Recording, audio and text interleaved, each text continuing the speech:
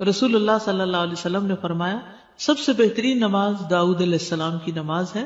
وہ نصف رات سوتے تھے، تہائی رات جاگتے تھے اور رات کا چھٹا حصہ سوتے تھے. یعنی پہلے کچھ دیر سو جاتے اور پھر درمیان میں جاگتے، پھر آخر میں پھر سو جاتے. تو اس طرح پھر ان کی تھکاوٹ بھی نہیں ہوتی. جو رات کے بالکل ارلی حصے کا سونا ہوتا ہے نا، وہ اگر انسان کو مل جائے تو وہ اتنا زبردست ہوتا ہے گویا وہ انسان ساری رات سو چکا، کئی گھنٹوں کی نیند کے برابر ہوتا ہے. اس میں تھکاوٹ جلد اترتی بنسبت پچھلی رات سو. صحابہ کا قیام. عائشہ رضی اللہ تعالیٰ عنہ سے روایت ہے، انہوں نے فرمایا نبی صلی اللہ علیہ وسلم نے ایک شخص کو مسجد میں قرآن پڑھتے سنا تو فرمایا اللہ اس پر رحم کرے، مجھے اس نے اس وقت فلاں فلاں آیت یاد دلا دی ہے جو میں فلاں فلاں سورت سے بھول گیا تھا. عباد اللہ بن عبداللہ نے حضرت عائشہ رضی اللہ تعالیٰ عنہ سے یہ اضافہ بیان کیا ہے کہ نبی صلی اللہ علیہ وسلم نے میرے گھر میں نماز تہجد پڑھی تو آپ نے عباد کی آواز سنی جو مسجد میں نماز پڑھ رہے تھے. آپ نے فرمایا عائشہ کیا یہ عباد کی آواز ہے؟ میں نے عرض کیا جی ہاں.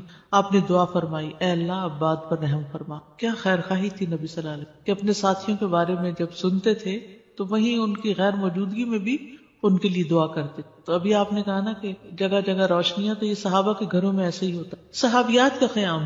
نبی صلی اللہ علیہ وسلم نے فرمایا مجھ سے جبریل علیہ السلام نے کہا کہ حفصہ سے رجوع کر لو کیونکہ وہ بہت روزے رکھنے والی اور بہت قیام کرنے والی ہے اور بے شک وہ جنت میں آپ کی بیوی ہے. امام احمد بن حنبل، امام بخاری، حافظ عراقی، یہ سب قیام اللیل کرنے والے لوگ تھے اور ان کے لیے ایسے ہی تھا جیسے کوئی بہت مانوس چیز ہے، یعنی بالکل روٹین کی بات تھی. تہجد کے فائدے. نمبر 1 خیر و بھلائی ملنا. جابر رضی اللہ عنہ سے روایت ہے، کہتے ہیں کہ رسول اللہ صلی اللہ علیہ وسلم نے فرمایا کوئی مرد اور عورت ایسی نہیں کہ رات کو سوئے مگر اس کے سر پہ گریں لگا دی جاتی ہے. بس اگر اس نے جاگتے وقت اللہ کا ذکر کیا تو گرہ کھل جاتی ہے. اگر کھڑا ہوا اور وضو کیا اور نماز پڑھی تو سب گریں کھل جاتی ہیں اور وہ خوش دل ہلکا پھلکا ہو کر بھلائی کو پہنچنے والا ہوتا. یعنی جو لوگ صبح اٹھ کر صبح اٹھتے ہی پہلے ذکر کرتے ہیں، اللہ کا دعا کرتے ہیں، اگر تہجد کے وقت اٹھے ہیں تو کون سی آیات پڑھتے ہیں؟ آل عمران کی آخری آیات، ان فی خلق السماوات والارض، اور پھر وضو کرتے ہیں، نماز پڑھتے ہیں تو ان کی ساری گرہیں کھل جاتی، بالکل فریش ہو کر ریلیکس ہو کر دن کا آغاز کرتے ہیں. اور اگر نماز مس ہو جائے تو بوجھ تلے آ جاتے ہیں. اسی طرح نفس میں چستی آتی ہے ورنہ سستی اور خباثت نفس کے اندر آتی ہے. لا علاج مرض سے شفا ملنا. امام ابن قیم کہتے ہیں قیام اللیل حفظان صحت کے اسباب میں سب سے زیادہ نفع مند، یعنی صحت کی حفاظت کے لیے سب سے اچھی چیز ہے اور بہت سے لا علاج امراض کو روکنے والے امور میں سے سب سے زیادہ روکنے والا ہے اور جسم، روح اور دل کو بہت چاق و چوبند رکھنے والا ہے. یعنی لا علاج مرضوں کا علاج ہے قیام اللیل. دل کا علاج. یحییٰ ابن معاذ کہتے ہیں دل کا علاج 5 چیزوں میں ہے. نمبر 1 تدبر کے ساتھ قرآن پڑھنا. نمبر 2 پیٹ کو خالی رکھنا، یعنی بہت زیادہ نہ کھانا. نمبر 3 قیام اللیل. نمبر 4 سحری کے وقت اللہ کے سامنے عاجزی اور انکساری کرنا. نمبر 5 نیک لوگوں کی مجلس میں بیٹھنا. دل کو خوشی ملنا. عطا خراسانی کہتے ہیں جب آدمی رات کو تہجد کے لیے اٹھتا ہے تو خوشی کے ساتھ صبح کرتا ہے اور اس قیام کی وجہ سے اپنے دل میں مسرت محسوس کرتا ہے، اور اگر اس پر نیند غالب آ جائے اور وہ اپنے ورد سے سویا رہ جائے تو غم کی حالت میں صبح کرتا ہے کہ آج میرے تہجد مس ہو گئے، اور اس کا دل ٹوٹا ہوا ہوتا ہے گویا کہ اس کا کچھ کھو گیا ہو، کیونکہ اس نے اپنے نفع مند کاموں میں سب سے زیادہ مفید کام کو کھو دیا، یعنی قیام اللیل کو. رزق ملنا. ابن قیم کہتے ہیں 4 چیزیں رزق کو کھینچ لاتی ہیں. نمبر 1 قیام اللیل. نمبر 2 سحری کے وقت استغفار کی کثرت. نمبر 3 صدقے کا خیال کرتے رہنا. نمبر 4 دن کے شروع اور آخر میں اس کا ذکر کرنا، یعنی صبح شام کی دعائیں ہیں یا اذکار ہیں. چہرے پر نور آنا. حسن بصری سے پوچھا گیا رات کو تہجد پڑھنے والے سب لوگوں سے زیادہ حسین چہرے والے کیوں ہوتے ہیں؟ انہوں نے کہا اس لیے کہ وہ تنہائی میں رحمان کے ساتھ گفتگو کرتے ہیں اور اللہ انہیں اپنا نور پہنا دیتا ہے. لوگوں کی محبت ملنا. سعید بن مسیب کہتے ہیں کہ ایک آدمی رات کو نماز پڑھتا ہے تو اللہ اس کے چہرے میں نور بنا دیتا ہے. اس نور کی وجہ سے ہر مسلمان اس سے محبت کرتا ہے. جب اس کو ایسا شخص دیکھتا ہے جس نے اسے پہلے نہیں دیکھا ہوتا تو وہ کہتا ہے بے شک مجھے اس آدمی سے محبت ہے، یعنی دیکھتے ہی اس کے دل میں اس کی محبت آتی ہے. کوئی ایک فائدہ بتائیے مجھے، کیا فائدہ تہجد پڑھنے کا؟ خوشی ملنا. دل کا علاج. لا علاج مرضوں سے حفاظت. رزق ملنا. یس. نفس میں چستی آنا. لوگوں کی محبت ملنا. چڑچڑا پن دور ہوتا ہے، برداشت پیدا ہوتی ہے. تو جس میں برداشت پیدا ہو جائے تو پھر بہت سے اس کے دوست بن جاتے ہیں. اب دیکھیے کہ پچھلی پہر رات کو اٹھ کے صاف ستھرا ہو کے، نبی صلی اللہ علیہ وسلم کا طریقہ کیا تھا کہ آنکھ کھلتے مسواک کرتے تھے. مسواک کیا، صاف ستھرے ہوئے، پاک ہوئے، اور پھر آپ طویل قیام کرتے. اب کیا کہتے ہیں, کھڑے ہو کے آفس میں کام کریں, اسٹینڈنگ آفیسز بن رہے ہیں, یعنی قیام کی حالت میں کمپیوٹر استعمال کرے. تو یہ قیام اگر کسی نے صبح صبح ہی کر لیا ہو, اور پھر نبی صلی اللہ علیہ وسلم کے قیام جتنا ہی ان کا رکوع بھی ہوتا تھا, اتنی دیر آپ جھکے ہوئے, اتنی دیر آپ کا سر سجدے میں پڑا ہوا, صحت ہی صحت ہے, ایکسرسائز ہی ایکسرسائز. فجر سے تھوڑی دیر پہلے اٹھ کے قیام کرنا, میں نے کسی لیکچر میں یہ سنا تھا کہ مطلب ٹھیک ہے آپ یہ تو کرتے ہیں, لیکن یہ بیسیکلی وہ قیام اللیل نہیں ہے, یہ کچھ اور ہی چیز ہے. ایسا کچھ نہیں. دیکھیے یہ اور کیا ہے, مطلب ان کا کہنے کا مطلب یہ تھا کہ ہم جیسے یہ سست لوگوں کے لیے ہے کہ اچھا چلو فجر سے ذرا سا پہلے اٹھ کے کر لیا, ورنہ بیسیکلی رات کی ڈیپ میں اٹھیں اور اس وقت کریں. وہ تو بالکل ٹھیک ہے. جیسے بہترین قیام جو ہے وہ داؤد علیہ السلام کا ہے, جو اٹھتے تھے پھر پڑھتے تھے پھر لیٹ جاتے تھے, آدھی رات کے بعد اٹھتے تھے پھر ایک تہائی کے بعد پھر وہ چھٹا حصہ جو تھا پھر دوبارہ سو جاتے تھے. لیکن یہ کہ عشاء کے ساتھ بھی ایکسٹرا نوافل سے بھی چاہے نہ بھی سوئے وہ بھی قیام ہوتا ہے. یعنی رات کے نوافل چاہے اول حصے میں پڑھ لیں, چاہے درمیان میں, چاہے آخر میں. ہاں یہ ایکسٹرا بات ہے کہ جس کام میں جو جتنی مشقت کرتا ہے اس کا اجر اتنا ہی زیادہ بڑھ جاتا ہے. آخری وقت میں اٹھنے والوں کا کم ہے اور پہلے اٹھنے والوں کا زیادہ ہے obviously. لیکن آخری حصہ لاسٹ 1/3 جو ہے اس میں اللہ تعالیٰ آسمانی دنیا پر آتے ہیں, تو وہ اس لحاظ سے زیادہ بہتر. اور سحری کا وقت جو ہے اس کی دعائیں قبول ہوتی ہیں. تو اس لیے اس وقت کو یہ نہیں سمجھنا چاہیے کہ یہ صرف سستی کا وقت ہے, بلکہ بڑے اجر کا وقت بھی ہے. اور پھر یہ جو ہم کہتے ہیں نا کسی کو چلو 10 منٹ پہلے اٹھ کے پڑھ لو, یہ صرف اس لیے کہتے ہیں کہ ایک دو پڑھیں گے مزہ آئے گا, پھر 10 کے وہ پیچھے اور 10 چلے جائیں گے. بگننگ بھی ہے بالکل, اسٹیپ بائی اسٹیپ, تھوڑا تھوڑا. ورنہ ایک دو دن تو جذبات میں آ کے اٹھیں گے تو پھر چوتھے دن پھر سوچ پڑے ہوں گے. تہجد کا وقت عشاء کے بعد سے طلوع فجر تک, عشاء کے بعد سے طلوع فجر تک. نبی صلی اللہ علیہ وسلم نے فرمایا اللہ نے تمہیں مزید ایک نماز عطا کی ہے جو کہ وتر یعنی تہجد ہے, اسے نماز عشاء اور نماز فجر کے درمیانی وقفے میں پڑھ لیا کرو. ٹھیک ہے نا, یہ سلسلہ صحیحہ کی حدیث ہے. کب سے کب تک ہے تہجد کا وقت؟ عشاء کے بعد سے فجر تک. اٹھنے کا بہترین وقت, مسند احمد کی روایت ہے, ابو مسلم سے روایت ہے کہ میں نے ابو ذر رضی اللہ عنہ سے پوچھا رات کے کس حصے میں قیام کرنا سب سے افضل ہے؟ ابو ذر رضی اللہ عنہ نے کہا میں نے بھی رسول اللہ صلی اللہ علیہ وسلم سے اسی طرح سوال کیا تھا جس طرح تم نے مجھ سے کیا. آپ نے فرمایا رات کے پچھلے پہر, یا رات کے پچھلے پہر یا نصف رات میں, لیکن ایسا کرنے والے بہت تھوڑے ہیں. یعنی مشکل ہے نا آدھی رات کو اٹھنا. آپ مثلا سوئے ہیں 10 بجے اور 12 بجے پھر اٹھ جائے تو مشکل ہوگا. رات کے آخری حصے میں قیام کرنا. جابر رضی اللہ عنہ سے روایت ہے, انہوں نے کہا میں نے نبی صلی اللہ علیہ وسلم کو فرماتے ہوئے سنا تم میں سے جسے یہ خدشہ ہو کہ وہ رات کے آخر میں نہیں اٹھ سکے گا تو وہ وتر پڑھ لے پھر سو جائے, اور جسے رات کے قیام کا یقین ہو وہ رات کے آخر میں وتر پڑھے, کیونکہ رات کے آخری حصے میں قرات کے وقت حاضری دی جاتی ہے اور یہ بہتر ہے. ٹھیک ہے, تو رات کا آخری حصہ بھی اچھا ہے. آخری پہر دعاؤں کی قبولیت کا وقت بھی ہے.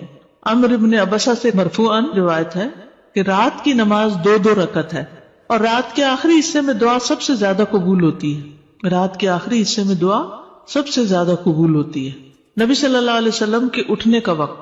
مسروق سے روایت انہوں نے کہا میں نے عائشہ رضی اللہ عنہا سے پوچھا کہ نبی صلی اللہ علیہ وسلم کو سب سے زیادہ کون سا عمل پسند تھا؟ انہوں نے فرمایا وہ عمل جو ہمیشہ ہوتا رہے. میں نے کہا آپ رات کو کب اٹھتے تھے؟ انہوں نے فرمایا جب مرغ کی آواز سنتے تو اٹھ جاتے. اب دیکھیے اس کو گھڑیاں نہیں تھی, لیکن اللہ نے نیچرلی یعنی کہ ایک وقت تہجد کا جو تھا اس میں مرغ اذان دیتا ہے تو وہ بھی ایک الارم کی طرح ہے. آپ کو پتہ ہے کراچی کا تو کچھ نہ کچھ ہے, اس لیے کہ فرسٹ ٹائم کراچی میں میرے ساتھ یہ ایکسپیرینس ہوا کہ رات کے وقت کبھی بول رہے ہیں, رات کے وقت کبھی بول رہے تھے. یہ فرسٹ ٹائم میں نے دیکھا تو میں نے کہا یہ کیا ہوا ہے, یہ نہیں, میں پریشان ہو گئی جب شروع میں گئی وہاں, یہ کیا ہو رہا ہے. پھر مجھے سمجھ میں آیا کہ یہاں کراچی میں تو ساری رات ٹریفک چل رہی ہوتی ہے اور لوگ جاگ رہے ہوتے ہیں, کہ کراچی میں لوگ رات کو زیادہ جاگتے ہیں, تو وہ پھر کبھی بھی جاگنے لگے. کھانا ملتا ہے, بالکل کھانا بھی ملتا ہے. اب دیکھیں ریسٹورینٹس کے باہر وہ پرندے اڑ کے رات کے وقت آ کے بیٹھ کے جاتے ہیں, کیونکہ دن کو وہ سب بند پڑا ہوتا ہے بیچارے, ان کا رزق بھی رات کو کھلتا ہے. ان کا یعنی کہ وہ سارا سسٹم ڈسٹرب ہو چکا ہے. جیسے انسان ڈسٹرب ہو گئے تو پرندے بھی ڈسٹرب ہو گئے. حضرت عائشہ سے روایت فرماتی ہیں آپ صلی اللہ علیہ وسلم شروع رات میں سوتے اور آخر رات میں بیدار ہو کر تہجد کی نماز پڑھتے. نبی صلی اللہ علیہ وسلم کا نصف رات کو اٹھنا، آدھی رات کو، یہ وہ حضرت ابن عباس والی روایت ہے جس میں ابن عباس آپ صلی اللہ علیہ وسلم کے گھر میں آ کر رکے تھے اور پھر جب آدھی رات گزر گئی تو آپ بیدار ہو کر تہجد پڑھنے لگے. نبی صلی اللہ علیہ وسلم کا سحری سے قبل نماز سے فارغ ہونا. حضرت عائشہ کہتی ہیں کہ جب سحری کا وقت ہوتا تو میں نبی صلی اللہ علیہ وسلم کو اپنے پاس سویا ہوا ہی پاتی، یعنی آپ تہجد پڑھ کے دوبارہ سو جاتے تھے. حضرت عائشہ سے روایت بیان کرتی ہیں کہ بلا شبہ اللہ عز و جل رسول اللہ صلی اللہ علیہ وسلم کو رات میں جگا دیتے، چنانچہ صبح نہ ہو پاتی کہ آپ اپنے معمول کی عبادت سے فارغ ہو چکے ہوتے تھے. تہجد کے لیے بیدار ہونے کی سنتیں. آنکھ کھلنے پر دعا پڑھنا. نبی صلی اللہ علیہ وسلم نے فرمایا جو شخص رات کو بیدار ہو کر یہ دعا پڑھے لا الہ الا اللہ وحدہ لا شریک لہ لہ الملک ولہ الحمد وہو علی کل شیء قدیر الحمد للہ وسبحان اللہ ولا الہ الا اللہ واللہ اکبر ولا حول ولا قوة الا باللہ ثم قال اللہم اغفر لی او دعا استجیب لہ فإن تودع وصلى قبلت صلاته. نبی صلی اللہ علیہ وسلم نے فرمایا جو شخص رات کو بیدار ہو کر یہ دعا پڑھے لا الہ الا اللہ آخر تک اور پھر کہے اللہم اغفر لی، اے اللہ میری مغفرت فرما، یا کوئی اور دعا کرے جو اس کی دعا ہے تو اس کی دعا قبول ہوتی ہے. پھر اگر اس نے وضو کیا اور نماز پڑھی تو نماز بھی قبول ہوتی ہے. ٹھیک ہے. آل عمران کی آخری 10 آیات پڑھنا. ابن عباس نے ابو المتوکل کو بتایا کہ انہوں نے ایک رات نبی صلی اللہ علیہ وسلم کے ہاں گزاری تو اللہ کے نبی رات کے آخری حصے میں اٹھے، باہر نکلے اور آسمان پر نظر ڈالی، پھر سورۃ آل عمران کی آیت پڑھی ان فی خلق السماوات والارض. 3 بار وقفے سے اٹھنا. ابن عباس کہتے ہیں وہ ایک رات رسول اللہ صلی اللہ علیہ وسلم کے ہاں سوئے تو رات کو آپ جاگے، مسواک کی اور وضو فرمایا. آپ اس وقت یہ آیات پڑھ رہے تھے ان فی خلق السماوات والارض. یہ آیات تلاوت فرمائی حتیٰ کہ سورت ختم کی، پھر آپ کھڑے ہوئے اور 2 رکعتیں پڑھی. ان میں بہت طویل قیام، رکوع اور سجدے کیے، پھر واپس پلٹے اور سو گئے یہاں تک کہ آپ کی سانس کی آواز سنائی دینے لگی. پھر آپ نے اس طرح 3 دفعہ کیا، 6 رکعتیں پڑھی. ہر دفعہ آپ مسواک کرتے، وضو فرماتے اور ان آیات کی تلاوت فرماتے. پھر آپ نے 3 وتر پڑھے، پھر مؤذن نے اذان دی تو آپ نماز کے لیے باہر تشریف لے گئے. یعنی بار بار وضو کیا، بار بار مسواک کیا اور بار بار ان فی خلق پڑھا اور عبادت کی. بیدار ہوتے ہی مسواک کرنا. ابن عمر سے مرفوعاً مروی ہے کہ آپ صلی اللہ علیہ وسلم جب سوتے تو مسواک آپ کے پاس ہوتی، جب بیدار ہوتے تو مسواک سے ابتدا کرتے. اسی طرح جب آپ تہجد کے لیے کھڑے ہوتے تو اپنا منہ مسواک سے اچھی طرح صاف کرتے. 2 رکعتیں پڑھ کر سلام پھیرتے اور مسواک کرتے. سبحان اللہ، کس کثرت کے ساتھ منہ صاف کرتے. صحابہ کو بھی حکم دیا جاتا کہ رات کو اٹھے تو مسواک کرے. پھر درمیانہ وضو کرنا. ابن عباس سے روایت ہے انہوں نے کہا میں نے ایک رات اپنی خالہ میمونہ کے ہاں گزاری. نبی صلی اللہ علیہ وسلم رات کو اٹھے اور اپنی ضرورت کی جگہ آئے، پھر اپنا چہرہ اور دونوں ہاتھ دھوئے، پھر سو گئے اور پھر اٹھے اور مشکیزے کے پاس آئے، اس کا بندھن کھولا، پھر 2 وضو کے درمیان کا وضو کیا، یعنی ہلکا سا وضو، اور پانی زیادہ استعمال نہیں کیا اور اچھی طرح وضو کیا. پھر اٹھے اور نماز شروع کی. کم سے کم اور زیادہ سے زیادہ تعداد کتنی رکعتیں پڑھنی چاہیے. ٹھیک ہے. یہ بھی بڑا اہم سوال ہے. اکثر لوگ پوچھتے ہیں تہجد کتنی رکعتیں، تو یہ ظہر اثر وغیرہ کی طرح مقرر رکعتیں نہیں ہیں، اس میں وسعت ہے. ٹھیک ہے. کم سے کم اور زیادہ سے زیادہ تعداد. ابن عثیمین کہتے ہیں نبی صلی اللہ علیہ وسلم سے رات کی نماز کے متعلق سوال کیا گیا تو آپ نے فرمایا رات کی نماز 2 رکعت ہے، مثنا مثنا، اور آپ نے اس کو کسی تعداد کے ساتھ متعین نہیں کیا. آپ نے یہ نہیں فرمایا 4 ہے، 6 ہے، 8 ہے، 10 ہے، نہیں. کیا فرمایا؟ 2 ہے. تو جب نبی صلی اللہ علیہ وسلم نے اس کے لیے کسی گنتی کو متعین کیے بغیر کیفیت کو واضح کر دیا تو اس سے معلوم ہوا کہ نماز کا معاملہ اس بارے میں وسعت رکھتا ہے، یعنی اس میں کافی گنجائش ہے. انسان 100 رکعتیں بھی پڑھ سکتا ہے اور 1 رکعت کے ساتھ اس کو وتر بنا سکتا ہے. تو اصل بات یہ کہ انسان جتنی طاقت پاتا ہے اتنی رکعتیں ادا کر لے. ٹھیک. ابن باز رات کی نماز کی تعداد کے متعلق کہتے ہیں کہ یہ بات ہر انسان کی طاقت کی طرف لوٹتی ہے، اور نبی صلی اللہ علیہ وسلم 11 رکعت ادا کرتے اور 2 رکعت پر سلام پھیرتے. آپ علیہ الصلوۃ والسلام اپنی قرات، اپنے رکوع اور اپنے سجدوں کو لمبا کرتے تھے اور قیام اللیل کو 2 ہلکی پھلکی رکعتوں کے ساتھ شروع کرتے تھے. سب سے بہتر یہی ہے. اور اگر وہ 3، 5 یا اس سے بھی زیادہ پڑھتا تو کوئی حرج نہیں. ہر ایک اپنی طاقت کے مطابق ادا کرے گا، اس میں کوئی حد نہیں. لیکن سب سے افضل صورت 11 رکعت نماز پڑھنا ہے، 8 تہجد اور 3 وتر. نبی صلی اللہ علیہ وسلم کا رمضان اور غیر رمضان میں 11 رکعت سے زیادہ نہ پڑھنا. ابو سلمہ بن عبد الرحمن سے روایت ہے، انہوں نے عائشہ رضی اللہ تعالیٰ عنہا سے پوچھا، اور یہ صحیح مسلم کی روایت ہے، کہ رمضان میں رسول اللہ صلی اللہ علیہ وسلم کی نماز کیسے ہوتی تھی؟ انہوں نے جواب دیا، رسول اللہ صلی اللہ علیہ وسلم رمضان اور اس کے علاوہ دوسرے مہینوں میں فجر سے پہلے 11 رکعتوں سے زیادہ نہیں پڑھتے تھے. شیخ البانی کہتے ہیں کہ صحیح نص کے ذریعے رسول اللہ صلی اللہ علیہ وسلم کے فعل سے قیام اللیل کی رکعات کی تعداد 11 ثابت ہے. اور جب ہم اس میں غور کرتے ہیں تو ہمارے لیے انتہائی واضح طور پہ ظاہر ہو جاتا ہے کہ آپ اپنی پوری زندگی اس گنتی پر قائم رہے، خواہ رمضان ہو یا اس کے علاوہ، آپ اس سے زیادہ نہیں پڑھتے تھے. جہاں 13 کی بات آتی ہے نا تو وہ 2 سنت فجر کی بھی شامل کر لیتے ہیں. حضرت عائشہ سے روایت ہے، نبی صلی اللہ علیہ وسلم رات کو 11 رکعتیں پڑھتے، 8 رکعتیں تہجد اور 3 وتر. کبھی 9 رکعتیں بھی پڑھی ہیں آپ نے، ٹھیک ہے، کبھی 7 رکعتیں بھی ادا کی ہیں آپ نے، اور 7 سے کم نہیں پڑھی، یعنی 6 پڑھ کے 1 وتر کیا ہے، 7 سے کم نہیں پڑھی اور 13 سے زیادہ نہیں پڑھی. رکعات کی ادائیگی کا طریقہ کیا ہے؟ 2 کر کے پڑھنا. حضرت عبداللہ بن عمر سے روایت، انہوں نے کہا، ایک آدمی نے پوچھا کہ اللہ کے رسول رات کی نماز کیسے ادا کی جائے؟ آپ نے فرمایا، رات کی نماز 2 رکعتیں ہیں، جب صبح ہونے کا اندیشہ ہو تو 1 وتر پڑھ لو. جب آپ تہجد پڑھتے تو ہر 2 رکعتوں کے بعد سلام پھیرتے اور 2 ہلکی رکعتوں سے آغاز کرتے. زید بن خالد جوہنی سے روایت ہے، انہوں نے کہا، میں آج رسول اللہ صلی اللہ علیہ وسلم کی نماز کا مشاہدہ کروں گا، یعنی رات کی نماز کا. میں نے دیکھا کہ آپ نے 2 ہلکی رکعتیں پڑھی، پھر 2 انتہائی لمبی، بہت ہی زیادہ لمبی رکعتیں ادا کی، پھر 2 رکعتیں پڑھی جو ان 2 لمبی رکعتوں سے ہلکی تھی، پھر 2 پڑھی جو پہلے والوں سے کم تھی، پھر 2 پڑھی جو اپنے پہلی والی رکعتوں سے کم تھی، پھر 2 رکعتیں پڑھی جو اپنی پہلی والی رکعتوں سے کم، پھر وتر ادا کیا. یعنی سب سے پہلے 2 ہلکی، پھر 2 خوب لمبی، پھر 2 اس سے کچھ کم، پھر اس سے کم، پھر اس سے کم، پھر اس سے کم. لیکن آپ کی یہ جو رکعتیں تھی بہت خوبصورت اور بہت طویل ہوتی تھی. حضرت عائشہ کہتی ہیں، ان کی خوبصورتی اور ان کی طوالت کے بارے میں مت پوچھو. پھر 4 رکعتیں پڑھتے، ان کے حسن، ان کی طوالت کے بارے میں نہ پوچھو. پھر 3 رکعتیں پڑھتے، یعنی 4 کے بعد تھوڑا سا بیچ میں وقفہ. پھر لمبے سجدے کرتے تھے. حضرت عائشہ کہتی ہیں کہ رسول اللہ صلی اللہ علیہ وسلم رات کو 11 رکعات پڑھتے تھے.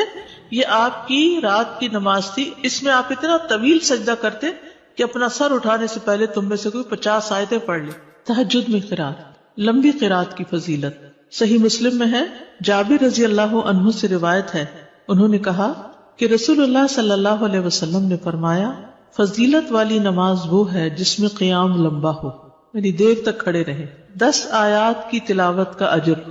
رسول اللہ صلی اللہ علیہ وسلم نے فرمایا، جس شخص نے 10 آیتوں سے قیام کیا وہ غافلوں میں سے نہیں لکھا جاتا. 100 آیات کی تلاوت کا اجر. رسول اللہ صلی اللہ علیہ وسلم نے فرمایا، جس نے 100 آیات کے ساتھ قیام کیا وہ فرما برداروں میں سے لکھا جاتا ہے. رسول اللہ صلی اللہ علیہ وسلم نے فرمایا، جس نے رات کی نماز میں 100 آیات کی قرات کی اسے غافلین میں نہیں لکھا جاتا اور اسے فرما برداروں میں لکھ لیا جاتا ہے. 1000 آیات کی تلاوت کا بے انتہا اجر. رسول اللہ صلی اللہ علیہ وسلم نے فرمایا، جو 1000 آیات سے قیام کرے وہ بے انتہا ثواب جمع کرنے والوں میں لکھا جاتا ہے. مقنطرین کا لفظ آتا ہے. نبی صلی اللہ علیہ وسلم کی قرات. آپ صلی اللہ علیہ وسلم کی تہجد میں قرات مختصر ہونے یا لمبی ہونے کے اعتبار سے مختلف ہوتی تھی. کبھی آپ ہر رکعت میں یا ایھا المزمل کی مقدار کے مطابق قرات کرتے تھے، اور یہ 20 آیات والی صورت ہے، ٹھیک ہے. کبھی آپ ہر رکعت میں کیا پڑھتے؟ یا ایھا المزمل 20 آیات والی. کبھی 50 آیات کے برابر قرات کرتے تھے، اور کبھی کبھی سورۃ البقرہ اور آل عمران اور النساء بھی. تو اس سے ہی پتہ چلتا ہے کہ اس میں کوئی لگا بندہ قاعدہ نہیں کہ اتنی ضرور قرات کی جائے، حسب حالت کم یا زیادہ کی جا سکتی ہے، لیکن obviously جتنی کریں گے پھر اس کا اجر اتنا ہی مختلف ہو جائے گا. نبی صلی اللہ علیہ وسلم کا قیام لمبا ہوتا تھا. عبداللہ بن مسعود سے روایت ہے، وہ کہتے ہیں، میں نے ایک رات نبی صلی اللہ علیہ وسلم کے ہمراہ تہجد پڑھی تو آپ کافی دیر کھڑے رہے، حتیٰ کہ میں نے ایک برے کام کا ارادہ کیا. ہم نے کہا، آپ کا کیا ارادہ تھا؟ انہوں نے فرمایا، میں نے یہ ارادہ کیا کہ میں نبی صلی اللہ علیہ وسلم کو قیام میں چھوڑ کر خود بیٹھ جاؤں. تھک گئے ہوں گے. ایک ہی آیت کی مسلسل تکرار. حضرت عائشہ سے مروی ہے، انہوں نے کہا کہ نبی صلی اللہ علیہ وسلم نے ایک رات قرآن کی ایک ہی آیت سے قیام کیا، یعنی ایک آیت بار بار پڑھتے رہے. اور وہ کیا آیت تھی؟ ان تعذبہم فانہم عبادک وان تغفر لہم فانک انت العزیز الحکیم. اگر تو ان کو سزا دے تو بے شک وہ تیرے ہی بندے ہیں، اور اگر تو معاف کر دے تو بے شک تو ہی غالب بڑی حکمت والا ہے. یعنی یہ تو تجھ پر ہی، یعنی کہ ایک طرح سے رحم ہی کی درخواست کر رہے ہیں کہ تیرے بندے ہیں، تو رحم فرما دے ان پر. اسی طرح سورۃ الاخلاص کی تکرار، بار بار ایک ہی سورت. پھر اسی طرح جہری اور سری دونوں طرح سے قرات کرنا جائز ہے. آپ چاہیں تو تہجد میں بلند آواز سے تلاوت کریں، چاہیں تو دل میں پڑھیں. غزیف بن الحارث سے روایت ہے کہ میں نے عائشہ رضی اللہ تعالی عنہا سے کہا، کیا آپ نے دیکھا کہ رسول اللہ صلی اللہ علیہ وسلم قرآن اونچی آواز سے پڑھتے تھے یا خاموشی سے؟ فرمایا کبھی اونچی آواز سے پڑھتے، کبھی دھیمی آواز سے. میں نے کہا اللہ اکبر، تمام تعریف اللہ کے لیے جس نے اس معاملے میں وسعت رکھی. اب یہ اختلاف نہیں، کیا ہے؟ وسعت ہے. ابو ہریرہ سے روایت ہے، وہ بیان کرتے ہیں کہ نبی صلی اللہ علیہ وسلم رات کو کبھی بلند آواز سے اور کبھی دھیمی آواز سے قرات کرتے. ابن عباس کہتے ہیں کہ نبی صلی اللہ علیہ وسلم کی قرات اس قدر بلند ہوتی کہ صحن میں بیٹھا آدمی سن سکتا تھا جب آپ گھر میں یعنی کمرے میں ہوتے تھے. حضرت عائشہ سے مروی ہے کہ ایک شخص رات کو اٹھا اور قرات کرنے لگا.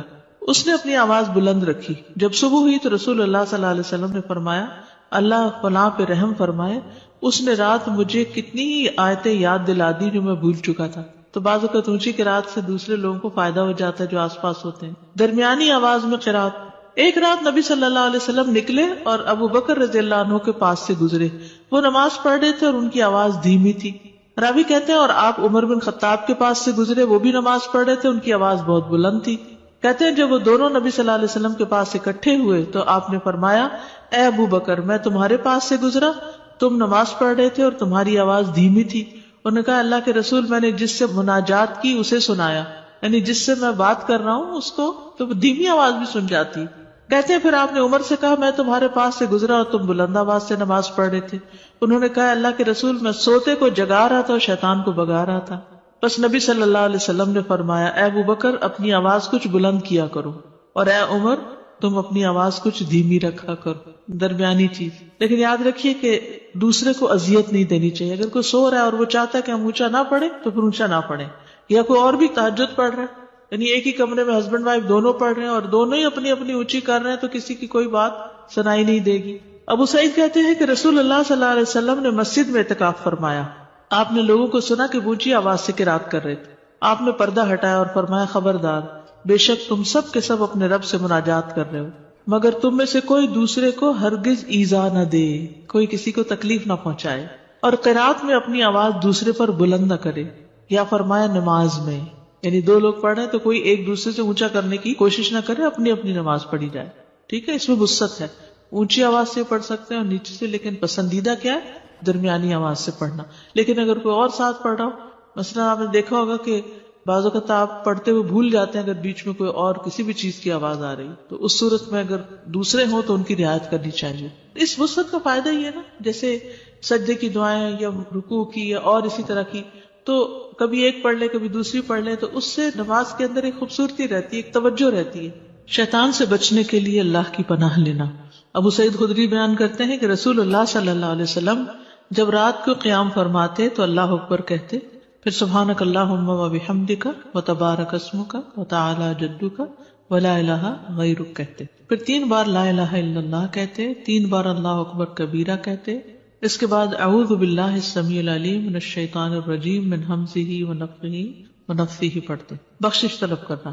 ربیعہ الجرشی سے روایت ہے، کہتے ہیں کہ ایک مرتبہ میں نے عائشہ رضی اللہ عنہا سے سوال کیا تو میں نے کہا کہ رسول اللہ صلی اللہ علیہ وسلم جب رات کو قیام کرتے تو کس چیز سے آغاز فرماتے؟ انہوں نے کہا کہ آپ 10 مرتبہ اللہ اکبر کہتے، 10 بار سبحان اللہ، 10 بار لا الہ الا اللہ، 10 بار استغفر اللہ، اور 10 مرتبہ یہ دعا اللہم اغفر لی واہدنی وارزقنی، اور پھر 10 بار یہ دعا اللہم انی اعوذ بک من الضیق یوم الحساب، دنیا کی تنگی سے دعا مانگنا. شریک حوزنی کہتے کہ میں ام المومنین عائشہ رضی اللہ عنہا کے پاس گیا اور ان سے پوچھا کہ رسول اللہ صلی اللہ علیہ وسلم جب رات کو اٹھتے تو کس چیز سے ابتدا کرتے؟ انہوں نے کہا تحقیق تو نے مجھ سے ایسا سوال کیا جس کے متعلق تجھ سے پہلے مجھے کسی نے نہیں پوچھا.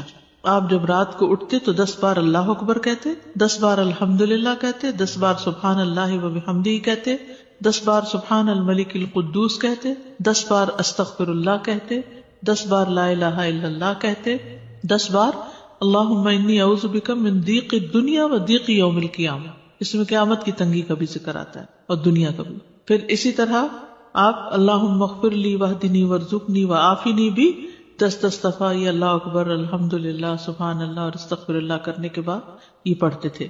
پھر سجدے کی دعا